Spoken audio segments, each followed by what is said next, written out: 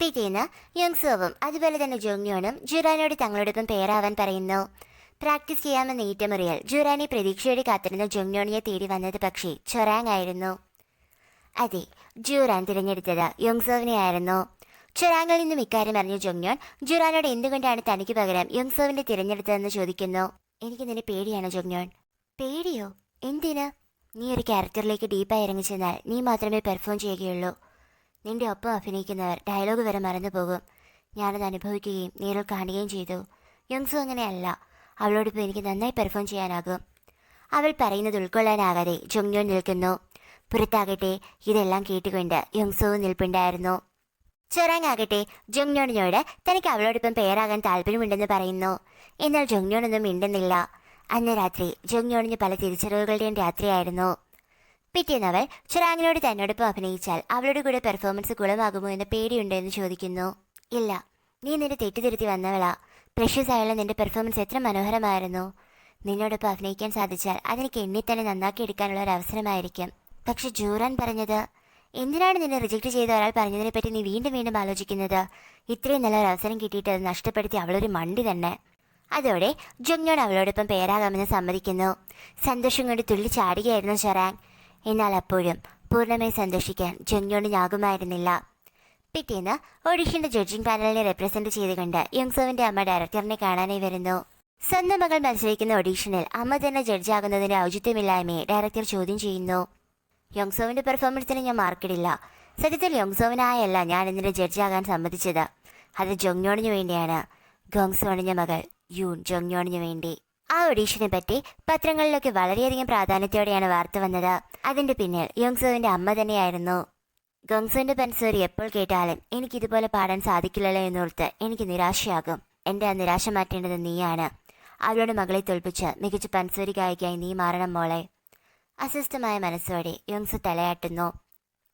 പിറ്റേന്ന് പ്രാക്ടീസ് കഴിഞ്ഞ് പുറത്തിറങ്ങിയ ജോങ്യോണിനോട് ഹേറാങ് അവരെക്കാൾ കെമിസ്ട്രി യോങ്സോവിനും ജുറാനും ഇടയിലുണ്ടെന്ന് പറയുന്നു.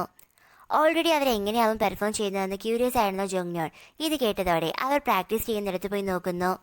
ഹേറാങ് പറഞ്ഞത് സത്യമായിരുന്നു. പണ്ട് എന്തൊക്കെ വന്നാലും തങ്ങൾ രണ്ടുപേരും ലീഡ് റോളുകളായി അഭിനയിക്കുമെന്ന് ജുറാൻ പിങ്കി പ്രോമിസ് ചെയ്യിച്ചതൊക്കെ ഓർത്ത് തകർന്ന മനസ്സുമായി ജോങ്യോൺ നിൽക്കുന്നു. ആ നിൽപ്പ് തെല്ലൊരു ഭയത്തോടെ നോക്കി ചൊറാങ്ങും അവളുടെ അരികിലായി ഉണ്ടായിരുന്നു. ഞാൻ പറഞ്ഞത് സത്യമാണെന്ന് നിനക്ക് മനസ്സിലായില്ലേ? അതാണ് യോങ്സോ. അവൾ അവളുടെ ബെസ്റ്റ് പുറത്തെടുക്കുന്നതിനോടൊപ്പം തൻ്റെ പാർട്ട്ണറുടെ ബെസ്റ്റ് പുറത്തെടുക്കാൻ സ്വയം അറിയാതെ തന്നെ സഹായിക്കുകയും ചെയ്യും. പക്ഷെ നീ പേടിക്കണ്ട, നിന്റെ പാട്ടുകൊണ്ട് തന്നെ നീ രക്ഷപ്പെടും. അത്രയ്ക്ക് യൂണീക്കായ വോയിസാണ് നിൻ്റേത്. പക്ഷേ യോങ്സോവും നല്ലതുപോലെ പാടുമല്ലോ. അപ്പോൾ നീ അവളേക്കാൾ ബെറ്റർ ആകണം. ഇവിടെ അടുത്തുള്ള ആ മലയിലൊരു ഗുഹയുണ്ട്. അവിടെ പോയി പ്രാക്ടീസ് ചെയ്യുക. തൊണ്ട പൊട്ടുമാറി പ്രാക്ടീസ് ചെയ്താൽ നീ തന്നെ ഈ മത്സരത്തിൽ വിജയിയാവും. അവിടെ മറ്റാരുടെ ശല്യവുമില്ലല്ലോ. അതിലൊളിഞ്ഞിരുന്ന ചതി മനസ്സിലാക്കിയ ചൊറാങ് അവളോട് ഹേറാങ് പറഞ്ഞത് കേൾക്കരുതെന്നും ഒരിക്കലും അത്രയും സ്ട്രെസ് എടുത്ത് പാടരുതെന്നും പറയുന്നുണ്ടെങ്കിലും ഒന്നും തന്നെ ജോങ്യോൺ കേൾക്കുന്നുണ്ടായിരുന്നില്ല. അവളുടെ മനസ്സ് നിറയെ എങ്ങനെയെങ്കിലും ജയിക്കണമെന്ന ചിന്തയായിരുന്നു. നമ്മൾ പ്രാക്ടീസ് ചെയ്ത് തുടങ്ങിയിട്ട് കുറച്ച് ദിവസങ്ങളെ ആയിട്ടുള്ളെങ്കിലും എത്ര പെട്ടെന്നല്ലേ നല്ലൊരു കെമിസ്ട്രി നമുക്കിടയിൽ രൂപപ്പെട്ടത്. നിന്റെ കൂടെ ഉള്ളപ്പോൾ എനിക്ക് വളരെ എളുപ്പം പെർഫോം ചെയ്യാൻ പറ്റും. എളുപ്പമായതിനാലാണോ നീ എന്നെ ചൂസ് ചെയ്തത്? എന്താ? നീ എന്ന് ജോങ്യോണിനോട് പറയുന്നത് മുഴുവൻ ഞാൻ കേട്ടിരുന്നു. നിനക്ക് ശരിക്കും അവളോടത്ത് പെർഫോം ചെയ്യാൻ തന്നെയല്ലേ ഇഷ്ടം. എന്നാൽ അവളുടെ കഴിവിനെ കണ്ട് ഭയന്ന് നീ എൻ്റെ അടുത്ത് വന്നു. ഞാൻ അത്രയ്ക്ക് കഴിവില്ലാത്തവളാണോ? ഇറങ്ങിപ്പോകുന്ന യോങ്സോവിനെ നോക്കി എന്ത് പറയണമെന്നറിയാതെ ജൂറാൻ നിൽക്കുന്നു. പിറ്റേ ദിവസം മുതൽ ജോങ്യോൺ തന്നെ കൊണ്ടാവുന്നതിനും അപ്പുറം പ്രാക്ടീസ് ചെയ്യുന്നു. ഇങ്ങനെ പോയാൽ ശരിയാവില്ല എന്ന് താൻ പറഞ്ഞിട്ടും അതൊന്നും കേൾക്കാതെ വീണ്ടും പ്രാക്ടീസ് ചെയ്യുന്ന ജോങ്യോണിനെ നോക്കി എന്ത് പറയണമെന്നറിയാതെ ചൊറാങ് നിൽക്കുന്നു. ഇതേസമയം സാമ്പത്തിക ഞെരുക്കത്തിലായിരുന്നു മേറാൻ. ഈ വരുന്ന ജോയിന്റ് പെർഫോമൻസ് ഹിറ്റായാൽ മാത്രമേ സാമ്പത്തിക ബാധ്യതകളൊക്കെ തീർത്ത് മേറാന് തിരിച്ചു വരാൻ പറ്റുള്ളൂ എന്ന് ഡയറക്ടർ നീസിനോട് പറയുന്നു. അവരെപ്പോഴും രഹസ്യമായി അക്കൗണ്ടന്റിനായുള്ള അന്വേഷണത്തിലായിരുന്നു. രാത്രി വൈകിയും തൊണ്ട പൊട്ടുമാറി പ്രാക്ടീസ് ചെയ്യുന്ന ജോങ്യോണിനെ കണ്ട ഡയറക്ടർ അവളെ വഴക്ക് പറയുന്നു. ഒരു പൻസരി ഗായിക ശബ്ദം നിലനിർത്തുന്നതിന് പ്രാധാന്യം നൽകണമെന്നും അതിനാൽ അധികം സ്ട്രെയിൻ എടുക്കരുതെന്നും അവർ പറയുന്നു. എനിക്ക് ഓഡീഷൻ വിജയിച്ചേ പറ്റൂ. യോങ്സോ എന്നേക്കാൾ നന്നായി ആക്ട് ചെയ്യും. ആകെ എനിക്കെൻ്റെ പാട്ടുകൊണ്ട് മാത്രമേ അവളെ തോൽപ്പിക്കാൻ പറ്റൂ. നീ എന്തൊക്കെയായി പറയുന്നേ? നീ ഓൾറെഡി തന്നെ വളരെയധികം ടാലൻറ്റഡാ. ഒരിക്കലും മറ്റൊരാളെ തോൽപ്പിക്കാനായി നീ സ്വയം നശിക്കരുത്. എന്നാൽ അതൊന്നും കേൾക്കാതെ വീണ്ടും വീണ്ടും പ്രാക്ടീസ് ചെയ്യുന്ന അവളെ കണ്ട ഡയറക്ടർ ഭയത്തോടെ ഓർത്തത് മറ്റൊന്നാണ്. അവളുടെ അമ്മയെ. പൻസോരി ജീനിയസ് എന്ന പട്ടം കിട്ടിയതോടെ താൻ എവിടെയെങ്കിലും ഒന്ന് ഡൗണായി പോയാൽ ആളുകൾ തന്നെ എങ്ങനെ കാണുമെന്ന് വിചാരിച്ച് ഇതേപോലെ തന്നെ സർവ്വ സ്ട്രെയിനും എടുത്ത് പ്രാക്ടീസ് ചെയ്യുകയായിരുന്നു ഗോങ്സോൺ. അവളുടെ അരികിൽ വന്ന് ഇങ്ങനെ ചെയ്യരുതെന്ന് പറയുന്നുണ്ടെങ്കിലും അതൊന്നും ശ്രദ്ധിക്കാതെ വീണ്ടും വീണ്ടും പ്രാക്ടീസ് ചെയ്ത ഒടുവിൽ തന്റെ കൺമുന്നിൽ തന്നെ ഗോങ്സോൺ ചോര തുപ്പുന്നത് ഓർമ്മ വന്ന ഡയറക്ടർ ജോങ്യോണിനോട് ചെന്നിട്ട് ദയവ് ചെയ്ത് ഇങ്ങനെ പ്രാക്ടീസ് ചെയ്യരുതെന്ന് പറയുന്നു. എന്നാൽ അപ്പോഴും യോങ്സോ തന്നേക്കാൾ മുന്നിലാണെന്ന് തന്നെ പുലമ്പുകയായിരുന്നു ജോങ്യോൺ. ജൂറാങ് കൂടി അവളെ കളഞ്ഞിട്ട് യോങ്സോവിനെ ചൂസ് ചെയ്തതും അതിനാക്കം കൂട്ടിയിരുന്നു. നോക്കൂ ജോങ്യോൺ, യുങ്സ് നിന്നേക്കാൾ മുന്നേ ട്രെയിനിയായി വന്ന് പെർഫോം ചെയ്തു തുടങ്ങിയതാ. അതിനാലാണ് അവൾക്ക് തന്റെ പാർട്ട്ണറുമായി ഇത്ര കെമിസ്ട്രി. നിനക്കത് പെട്ടെന്ന് നേടാൻ കഴിയണമെന്നില്ല. എന്നാൽ അതൊരിക്കലും നിന്നെ പുറകോട്ട് വലിക്കുന്നൊരു ഫാക്ടർ ആവില്ല. നീ യോങ്സോവിന്റെ പുറകെ പോകാതെ നിന്റെ ക്യാരക്ടറിന് പുറകെ പോ. അത് മനോഹരമാക്കാൻ നോക്കൂ, ഓക്കെ? ഒന്നും മിണ്ടാതെ ജോങ്യോൺ ഇരിക്കുന്നു. പിറ്റേന്ന് രാവിലെ തന്നെ ഹേരാങ് പറഞ്ഞ ഗുഹയിൽ തണുപ്പിലും പ്രാക്ടീസ് ചെയ്യുകയായിരുന്നു ജോങ്യോൺ. ചൊറാങ് പറഞ്ഞതനുസരിച്ച് അവളെ തേടി അവിടെ യോങ്സോ വരുന്നു. നിനക്ക് ഭ്രാന്താണോ ജോങ്യോൺ?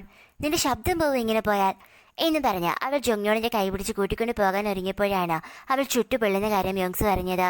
യാതൊരു തരത്തിലുമുള്ള റെസ്റ്റും എടുക്കാതെ അത് രാവിലെ തന്നെ വന്ന് മണിക്കൂറുകളോളം പ്രാക്ടീസ് ചെയ്തതിന്റെ അനന്തരഫലമായിരുന്നു അത്. അവളെയും കൊണ്ട് യോങ്സോ പോകാൻ ഒരുങ്ങുന്നുണ്ടെങ്കിലും ജോങ്യോൺ ചെല്ലാൻ കൂട്ടാക്കുന്നില്ല. ഇങ്ങനെ പ്രാക്ടീസ് ചെയ്താലേ തനിക്ക് പൻസുവരയിൽ മാസ്റ്റർ ആകാൻ സാധിക്കൂ എന്ന് ജോങ്യോൺ പറയുന്നു. നീ എന്തൊക്കെയാ പറയുന്നത് ജോങ്യോൺ? എന്തിനും പ്രാഗൽഭ്യം നേടണമെങ്കിൽ വർഷങ്ങളുടെ പ്രാക്ടീസ് വേണം.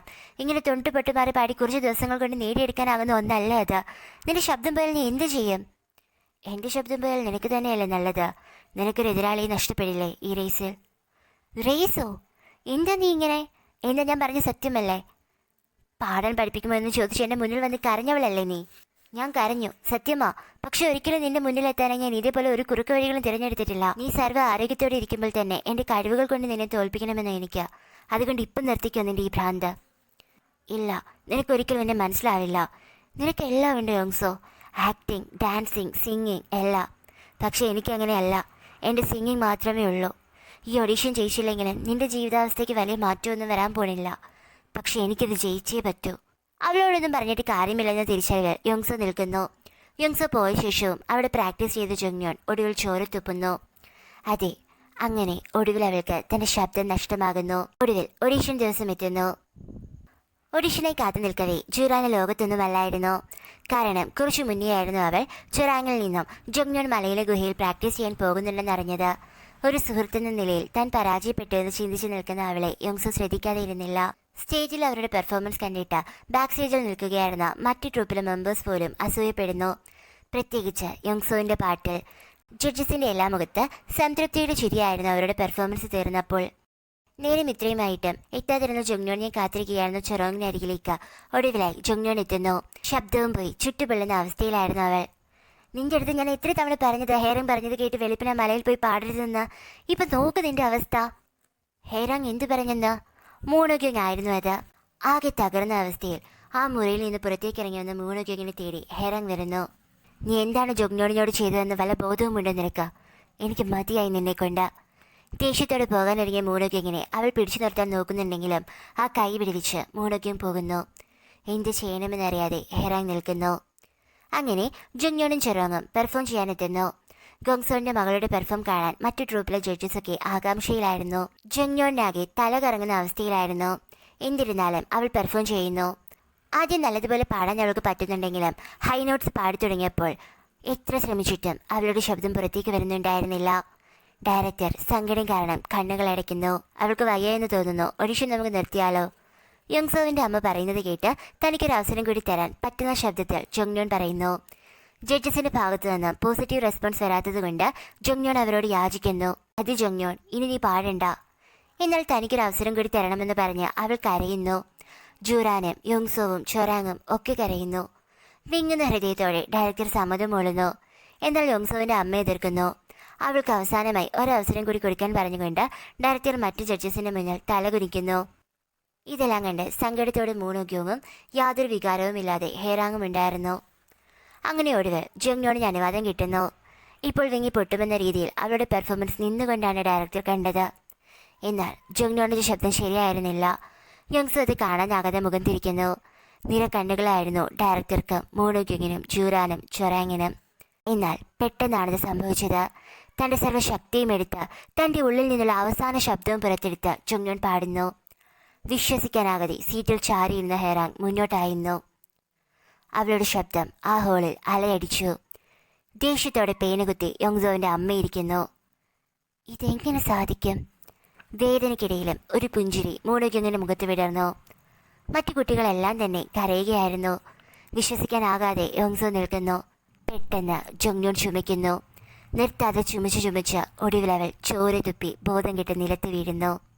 കൺമുന്നിൽ സംഭവിച്ചത് വിശ്വസിക്കാനാകാതെ അവൾക്ക് എന്ത് പറ്റിയെന്ന സംശയത്തോടെ എല്ലാവരും നിൽക്കവേ ചരിത്രം തൻ്റെ കൺമുന്നിൽ ആവർത്തിച്ചത് നിസ്സഹായതയോടെ നോക്കി നിൽക്കാനേ ഡയറക്ടർക്കാകുമായിരുന്നുള്ളൂ.